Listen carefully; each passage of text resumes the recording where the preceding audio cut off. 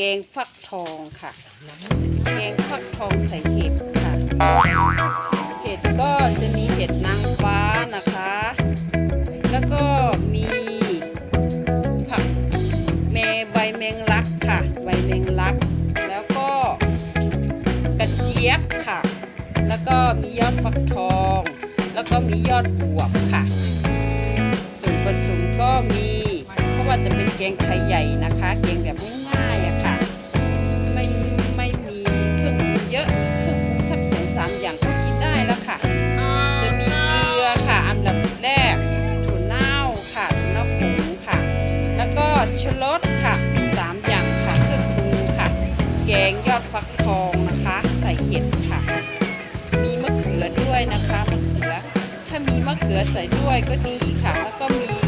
ลูกฟักทองอ่อนๆใส่ด้วยก็จะดีน้ำจะเข้มข้นนิดนึงนะคะจะมีน้ำจิ้มรสเด็ดด้วยนะคะน้ำจิ้มรสเด็ดก็จะมีพริกสดตำกระเทียมตำค่ะตำเสร็จแล้วก็มาบีบมะนาวใส่นะคะแล้วก็กินจิ้มกับยอดฟักทองแกงเนี่ยค่ะรสชาติก็จะอร่อยมากค่ะเพราะว่าเป็นสูตรดั้งเดิมของคนไทยใหญ่ค่ะ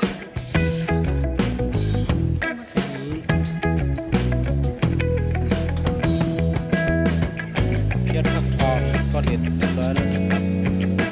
ต่อมาก็คือเห็ดอะไรนะเห็ดนางฟ้าลูกกระเจี๊ยบมะเขือหั่นเรียบร้อยนะครับเพื่อไปต้มก่อนแล้วก็แมงลักนี่ก็แมงลักอันนี้ไว้ใส่ที่หลังนะครับก่อนที่จะเสิร์ฟนะครับนี่ไว้ใส่ที่หลังสุดนะครับก่อนอื่นต้องไปต้มน้ำแล้วก็ปรุงรสด้วยสิ่งที่ขาดไม่ได้ก็คือถั่วเน่าใส่ใหญ่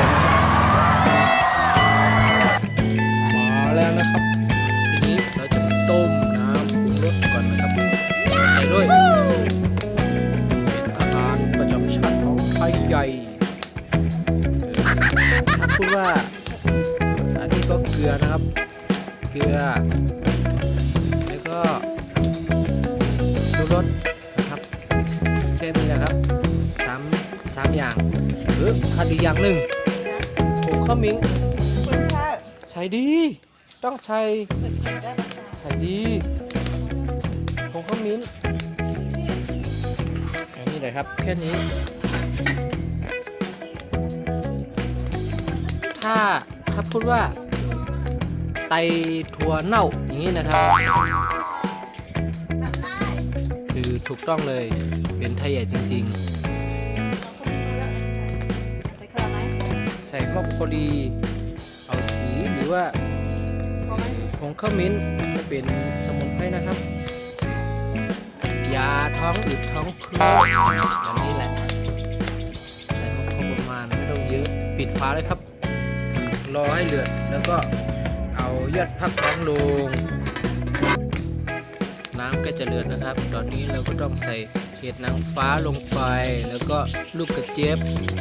นะครับมะเขือนะครับใส่แล้วก็ตั้งไว้สักพักเพื่อให้มันเดือดแล้วก็เปื่อยนะครับนี่เป็นอาหารประจำของไทยใหญ่นะครับนี่นะคะก็ทำน้ำจิ้มส้มนะคะวัตถุดิบก็มีมะนาวมี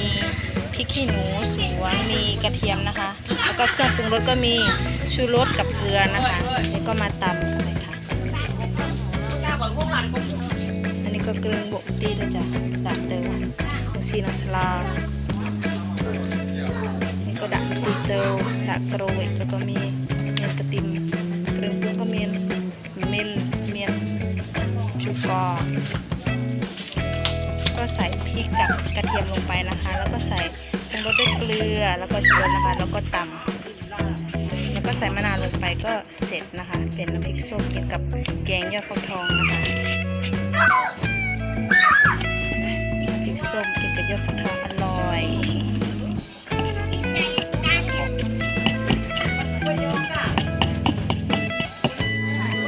น่าสนใจ ตักใส่ถ้วย ตักใส่ถ้วยนะครับชูรสกับเกลือปรุงไปเรียบร้อยแล้วนะครับตอนนี้ก็แค่มะนาวคั้นน้ำหนาวใส่แค่นี้ก็เสร็จนะครับนะครับน้ำพริกส้มหรือว่าเครื่องจิ้มของยอดผักทองนั่นเองครับ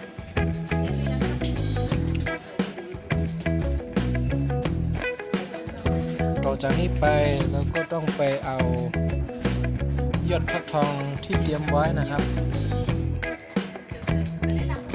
เอาไปลงหม้อที่ต้มไว้เมื่อกี้นะครับ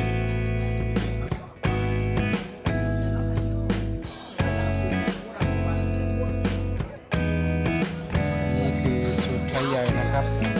เป็นอาหารดั้งเดิมของไทยใหญ่จะท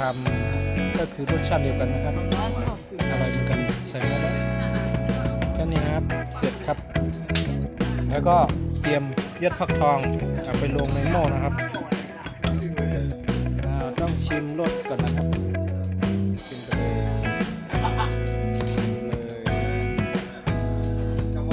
น่าจะเลยนะครับ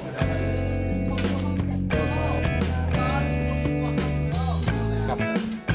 บรรยากาศได้กินถั่วเน่าหอมนะครับหอมมากเลย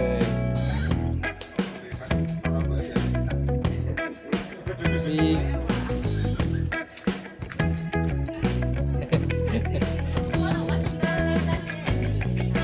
คงจืดนะครับมันเดือดอีกหน่อยแล้วก็ซีมรสครับเลยไม่โคงจัดเนื้อมันนะครับที่นี่ก็โอเคแล้วโอเคแล้วนะครับรสชาติ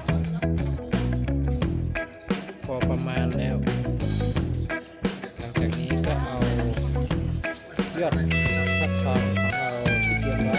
ลงไปในหม้อแต่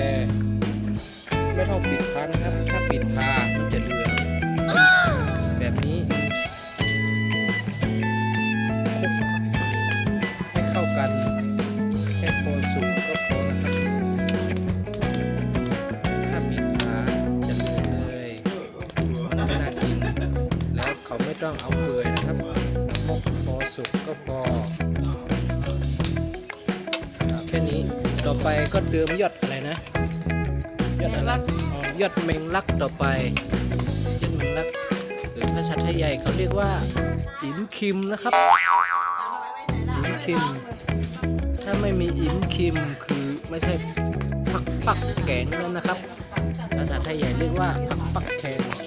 ปักแกงคือยอดผักทองนะครับ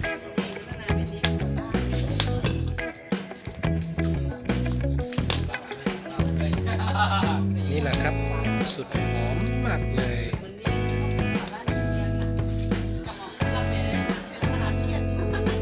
แค่นี้ก็จบนะครับคลุกเคล้าให้เข้ากันแล้วก็เสิร์ฟตักใส่จานเสิร์ฟได้เลยนะครับแค่นี้อาหารไทยใหญ่แบบง่ายๆแค่นี้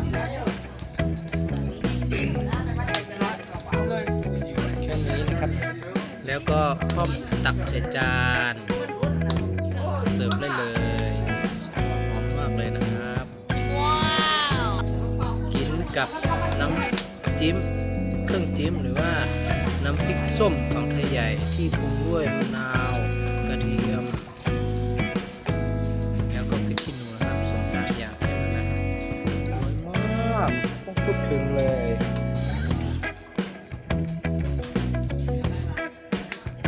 สวยมากนะครับเดี๋ยวขอรู้หน่อยดิ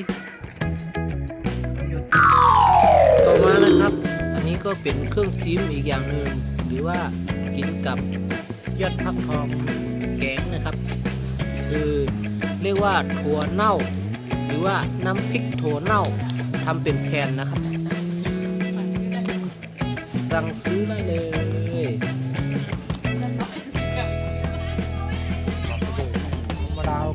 ด้วยโอ้โหอันนี้ท่านขึ้น250คนโคตรหอมนะครับ อันนี้เครื่องปรุงค่อนข้างยากนะครับ คนรุ่นใหม่อาจจะไม่รู้กันนะครับ แต่คนรุ่นเก่าเขาทำกันขายด้วยนะครับหอมมากเลย เขาเรียกว่าน้ำพริกถั่วเน่าหรือถั่วเน่าน้ำพริกกลับไปกลับมานะครับ ย่างให้หอมเลยจนเหลืองกรอบปรุงรสแบบนี้หอมนะครับ อาหารโปรดของไทยใหญ่ ถ้าเป็นไทยใหญ่นะครับ ต้องรู้จักนะครับอาหารแบบนี้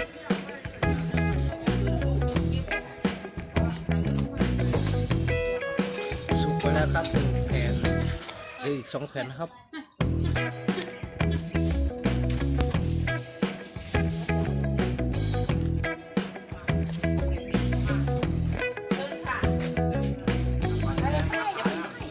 ย่างด้วยเตาไฟแบบนี้นะครับ